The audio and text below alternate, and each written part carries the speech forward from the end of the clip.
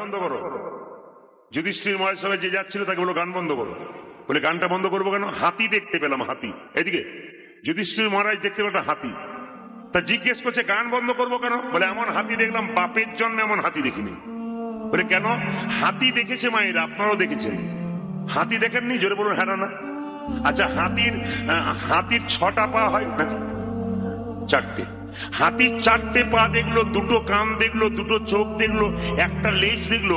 আশ্চর্য, যুধিষ্ঠির মহারাজ দেখলো হাতির 2টো সুর। এইদিকে হাতির কটা সুর বললাম? হাতির 2টো সুর দেখতে পেল। সব হাতির একটা করে সুর হয়, কিন্তু যুধিষ্ঠির মহারাজ দেখলো হাতিটা 2টো সুর। ভীম যখন একদিকে চলে যাচ্ছে তখন দেখতে পাচ্ছে নদীতে একটা পচা গলা মরা জন্তু ভেসে আসছে। ওর ওপর একটা পাখি বসে বসে ওই মরাটাকে ঠুকরে ঠুকরে খাচ্ছে, কিন্তু পাখিটার গায়ে হরিনামের নাম লেখা, কিন্তু সে নোংরা জিনিসগুলো খাচ্ছে। যার গায়ে হরিনাম লেখা সে নোংরা জিনিসগুলো ঠুকে ঠুকে খাচ্ছে, মানে ওই পচা জিনিসগুলো। অর্জুন যখন গেল তখন রাস্তায় দেখতে পেল একটা গাভী তার বাচ্চা প্রসব করলো। 4টে গোটা শরীর থেকে বাচ্চা রক্ত বেরোতে লাগলো। হঠাৎ বাচ্চা বাছুরটা মরে গেল। মানে মা এমন 4টে শুরু করলো, 4টে গোটা শরীর থেকে রক্ত বেরোচ্ছে, রক্ত বেরোতে বেরোতে বাচ্চা বাছুরটা মরে গেল। তাহলে একটা একটা করে জিজ্ঞেস করবো আমি কে কি দেখলো। তাহলে মায়েরা যুধিষ্ঠির মহারাজ কি দেখলো? হাতি। কটা সুর দেখেছে জোরে বলুন? 2টো। হ্যাঁ। আচ্ছা, ভীম কি দেখেছে? ও দেখেছে একটা জন্তু মরা ভেসে ভেসে আসছে, ওর মধ্যে একটা পাখি বসে আছে, শরীরে নাম লেখা, টুকরে টুকরে খাচ্ছে। আর অর্জুন কি দেখলো? মা একটা গাভী বাচ্চা প্রসব করলো, আর বাচ্চা প্রসব করার সঙ্গে সঙ্গে গাভী বাচ্চাটাকে চাটতে ওরা শরীর থেকে রক্ত বেরিয়ে গেল, আর সঙ্গে সঙ্গে বাছুরটা মরে গেল। এবার নকুল যখন যাচ্ছে তখন দেখলো রাস্তার মাঝে 6টা গর্ত। তো 6টা গর্তের মধ্যে 4টা গর্তে জল আছে, আর 2টো গর্ত ফাঁকা। মনে মনে ভাবছে জল তো 6টা গর্ততে থাকবে, 4টাতে রয়েছে, 2টো ফাঁকা রইলো কেন? নকুল তো হলো। সহদেব যখন দেখলো তখন কি দেখলো? দেখুন, তাকান আমার দিকে। সহদেব দেখতে পেল একটা বিরাট বড় পাহাড় থেকে একটা বিরাট পাথর গড়গড় গড়গড় করে নেমে আসছে। একটা গাছে লাগলে গাছ ভেঙে দেবে, ঘর ভেঙে দেবে, মানুষের গায়ে পড়লে মানুষ মরে যাবে। কিন্তু আশ্চর্যের ব্যাপার, পাথরটা গড়গড় করে আস্তে আস্তে একটা ঘাসের ডগায় ঠেকে ওইখানে আটকে গেল। তা এত বড় পাথর যে একটা বাড়িকে ধাক্কা দিলে বাড়ি ভেঙে যায়, মানুষকে ধাক্কা দিলে মানুষ মরে যায়, সেই পাথরটা নামতে নামতে হঠাৎ একটা ঘাসের ডগাতে লেগে আটকে গেল। মনে মনে ভাবলো যাই কৃষ্ণকে জিজ্ঞেস করে আসি। সবাই 3-5 জন মিলে এসেছে। বিকালবেলায় কৃষ্ণ বসে আছে আর পঞ্চপাণ্ডব এই গানটি গাইতে গাইতে আসছে। এই গানটি গাইতে গাইতে পঞ্চপাণ্ডব আসছে কার কাছে? কৃষ্ণের কাছে। কেশব মাধব গিরিধারী কেশব মাধব গিরিধারী কেশব মাধব গিরিধারী কেশব মাধব গিরিধারী গিরিধারী লাল জয় জয় মদন গোপাল। গিরিধারী লাল জয় জয় মদন গোপাল। গিরিধারী লাল জয় জয় মদন গোপাল। গিরিধারী লাল জয় জয় মদন গোপাল।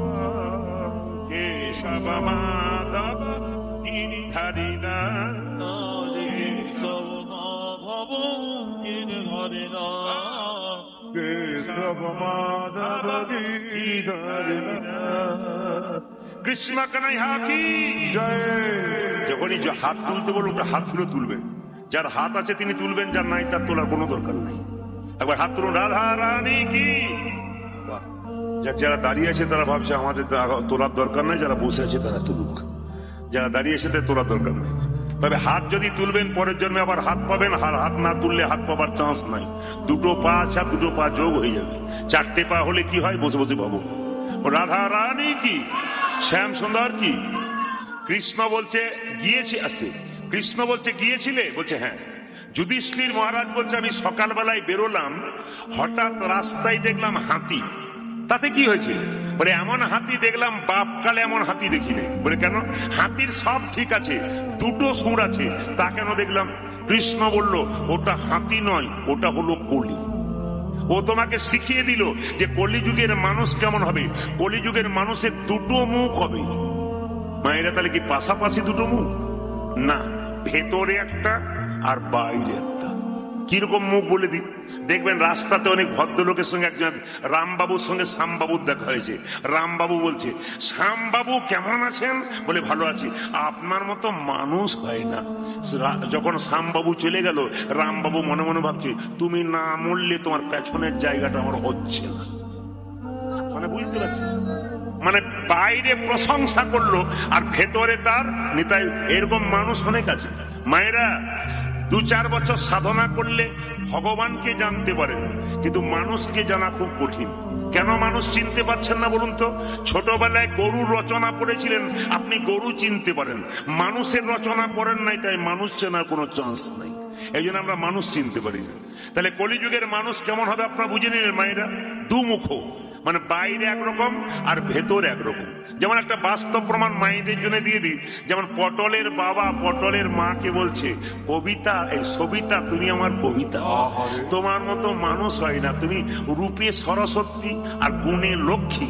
এখন ওকে বাইরে প্রশংসা করছে আর মনে মনে ভাবছে, তুমি যতক্ষণ না মরছো আর একজন আসতে পারছে না। মানে বাইরে প্রশংসা, কিন্তু ভেতরে নিতাই গৌর হরি বলে গেছে। এরকম মানুষ কিন্তু দেখা যায়। একই ছাদের তলায় 7 জন শুয়ে আছে, কে যে কার কখন পকেট কাটবে কেউ জানে না। এই জন্য হরিনাম শুনুন, পকেট বাঁচান, আপনার কাজ আছে। আচ্ছা আচ্ছা, ভীম তুমি কি দেখলে? ভীম বলছে, আমি দেখলাম একটা মরা জন্তু ভেসে আসছে আর তাতে একটা পাখি ঠুকরে ঠুকরে খাচ্ছে।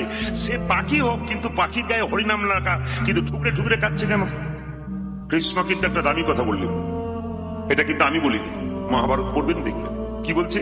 কৃষ্ণ বললেন, এই কলিযুগে যত সাধু হবে, বেশিরভাগ সাধু হরিনামের নামাবলী, তিলক, গেরুয়া বস্ত্র, আপনার দরজায় নিতাই গৌর হরিবোল বলে দাঁড়াবে। খবর নিয়ে দেখবেন ও কোথাও চুরি ডাকাতি করেছে, 10-12টা মার্ডার করেছে, তারপর গেরুয়া বস্ত্র পরে সাধু সেজে আপনার দরজায় দাঁড়িয়ে। তাহলে প্রশ্ন করবেন, প্রদীপ বাবু তাহলে সাধুকে প্রণাম করব না? কৃষ্ণ বলল, যে কোনো সাধুর দরজায় এলে একবার নয় 3 বার প্রণাম করো। মায়েরা 3 বার প্রণাম করবেন কেন? 3 বার প্রণাম করবেন এই জন্য, প্রথম প্রণাম করবেন সাধুটি চুরি করে হোক, ডাকাতি করে হোক, ওই যে গেরুয়া বস্ত্র পরেছে, সাধু বাবাকে নয়, গেরুয়া বস্ত্র ত্যাগের প্রতীক, ওই ত্যাগের প্রতীক গেরুয়া বস্ত্রকে একটা প্রণাম দাও। দ্বিতীয় প্রণাম কেন দেবে না? আমরা যারা সংসারী মানুষ, একদিনের বেশি 2 দিন সংসারে বাইরে গেলে মন ছটফট করে ঘর যাবার জন্য।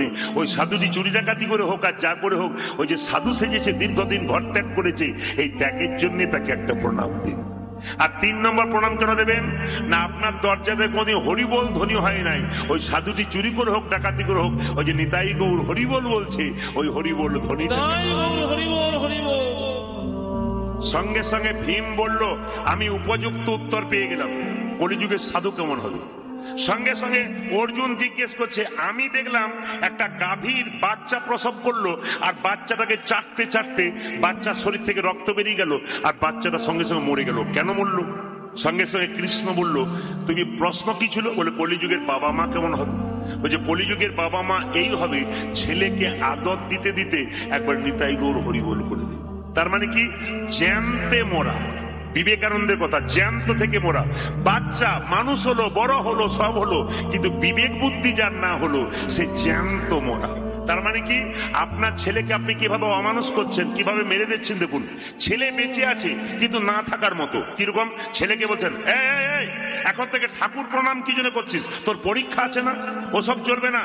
ওসব যারা ঠাকুর প্রণাম করে, হরিনাম করে, ভিখারির মতো রাস্তা দিয়ে ঘুরে বেড়ায়, ওদের মতো করলে হবে না। কলমের ডগায় লাখ লাখ টাকা রোজগার করতে হবে, হরিনাম শোনা তোর হবে না। সেই বুড়ো বয়স এক চান্স দেখবি, এখন করার দরকার নেই। তাহলে লক্ষ্য করুন, আমরা ছেলেদেরকে কি করছি? টাকা পয়সা রোজগার করার মেশিন তৈরি করছি।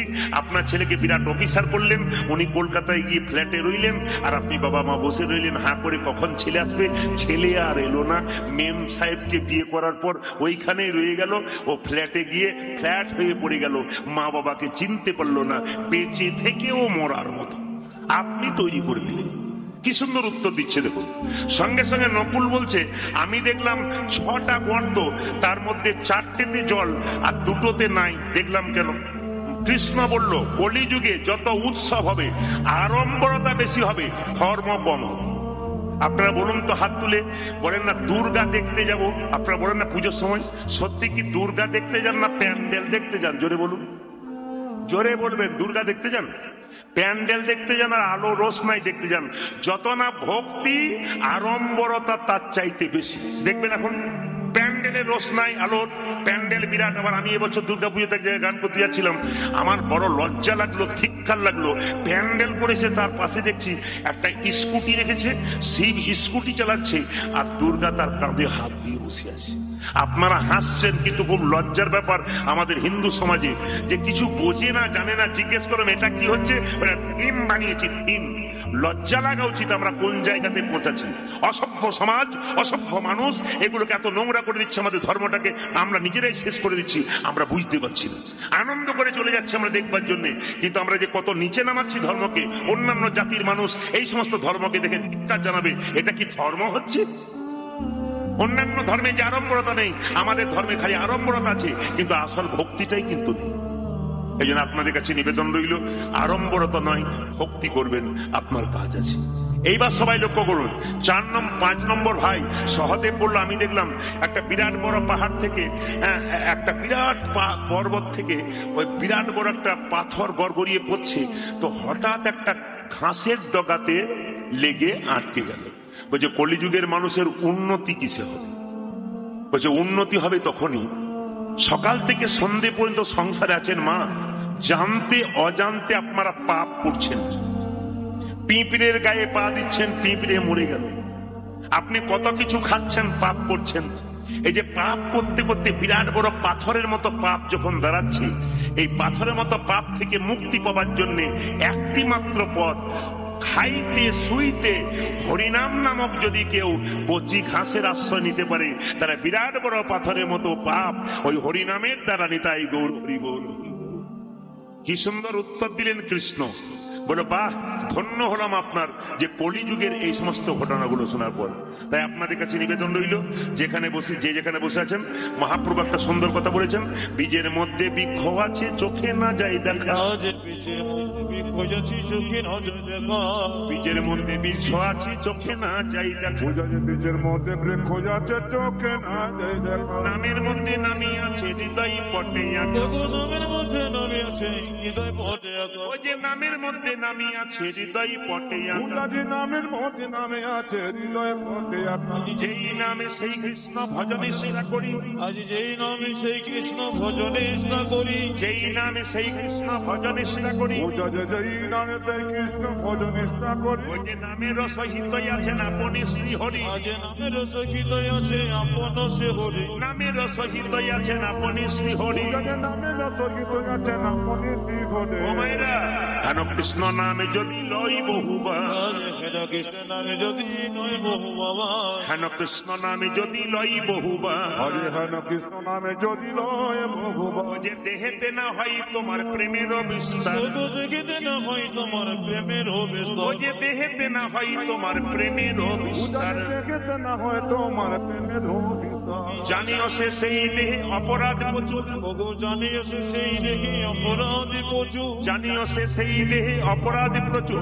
জানিও সে সেই দেহে অপরাধ প্রচুর। ও যে কৃষ্ণলতা বীজ তাহে না হয় অঙ্কুর। ওগো কৃষ্ণলতা বীজ তাহে না হয় অঙ্কুর। ও যে কৃষ্ণলতা বীজ তাহে না হয় অঙ্কুর।